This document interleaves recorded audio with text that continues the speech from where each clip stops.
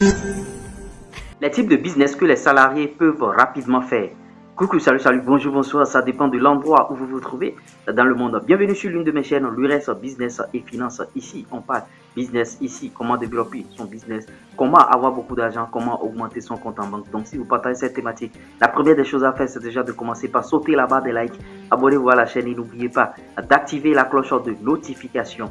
Beaucoup sont aujourd'hui dans des boulots et qui font, mais qui n'aiment pas forcément parce que, bon, ils ont le salaire qui tombe à la fin du mois. Donc, ils sont obligés de rester dans ce boulot, acceptant la frustration, acceptant, bien sûr, l'injustice, acceptant la calomnie, acceptant beaucoup de choses qu'ils n'apprécient pas forcément, mais ils ne peuvent pas quitter ce boulot parce que c'est ça qui leur permet de survivre, c'est ça qui leur permet de gagner leur vie et tout et tout. Donc, par rapport à cela, bon, beaucoup se disent, ben, qu'est-ce que je peux faire en parallèle, un business à côté, ou bien certains se disent, bon, je vais quitter ce boulot pour pouvoir m'aventurer dans l'entrepreneuriat et tout, alors que l'entrepreneuriat, c'est pas quelque chose de facile. Donc, cette vidéo est faite pour vous, les types de business que vous pouvez lancer en tant que salarié. Maintenant, pour quitter son salaire, il ne faut pas quitter, pour quitter son emploi, il ne faut pas quitter pour quitter, c'est qu'il faut préparer tout cela. Et le type de business, il faut un business à revenu passif. Un business à revenu passif, ça sous-entend quoi? Même quand vous n'êtes pas là, ce business peut continuer par générer de l'argent parce que vous êtes dans votre boulot de 8h à 18h. Vous ne pouvez pas être là, vous ne pouvez pas être présent. Maintenant, mettre en place une machine qui serait en train de tourner, en train de rôder pour que, même si vous n'êtes pas là, ça commence à tourner. Et un exemple de business, vous pouvez faire un business, vous pouvez faire le business de créateur de contenu. Vous voyez, même si vous n'êtes pas là, les gens sont en train de regarder vos vidéos et après, même si vous accédez à la monétisation, l'argent va rentrer et tout et tout.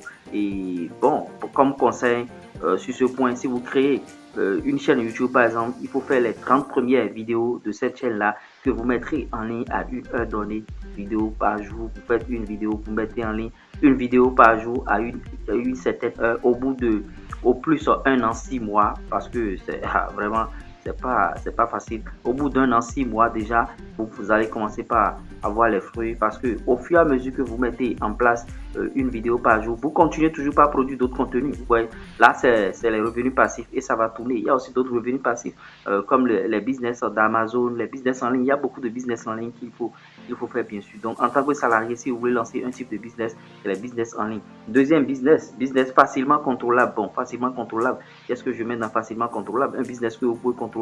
Vous voyez, il ne faut pas faire des business que vous pouvez contrôler à base des caméras de surveillance parce que je suppose que vous avez un maquis et vous mettez des caméras partout et vous allez dans votre boulot de 8h à 18h.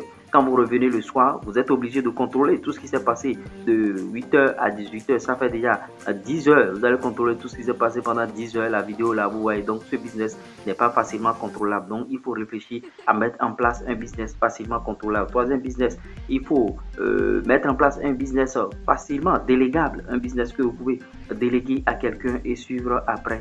Vous voyez, donc c'est les 3 types de business. En tant que salarié, si vous voulez vous lancer dans un business, il faut que le business soit un business à revenu passif. Il faut que le business soit un business facilement contrôlable et un business facilement délégable. C'est-à-dire un business que vous pouvez déléguer à un frère qui va vous suivre ça. Bon, encore qu'aujourd'hui, il n'y a pas beaucoup de confiance. La confiance n'exclut pas le contrôle, mais facilement délégable. Et vous voyez, par rapport à ce type de business, tout se passe aujourd'hui en ligne.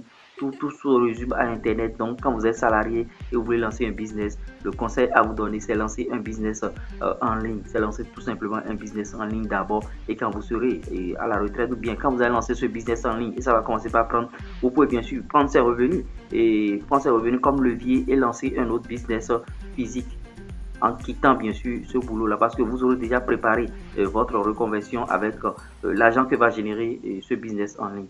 Donc voilà les types de business qu'il faut lancer en tant que salarié et je pense que ça pourra aller, vous allez éviter les frustrations, vous allez éviter les insultes passées par là, les enfants du patron qui viennent vous insulter, la famille du patron qui vous donne des commandements, tout le monde crie sur vous à gauche et à droite avec une pression intense. J'espère que vous avez apporté quelque chose de nouveau. Si vous avez aimé, likez, partagez, abonnez-vous. C'était moi, l'URS.